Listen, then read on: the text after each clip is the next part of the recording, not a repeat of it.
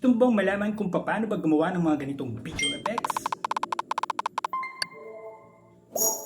Tara, ituro ko sa'yo. Let's go! First, visit this website, tinyurl.com/beatfx.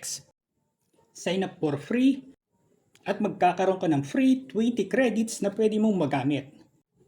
Pagkatapos, mag-browse templates ka lang. So, pwede kang gumawa ng template ng mga video effects para sa TikTok, IG, YouTube, at iba pa. So, scroll down mo lang yan. So, pumili ka kung alin yung gusto mo.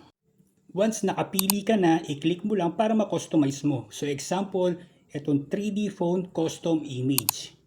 Click mo lang yung drag and drop para ma-upload mo yung image mo. So, after that, i-crop mo siya and then, makikita mo siya kapag nag-upload na siya, i-click mo yung generate.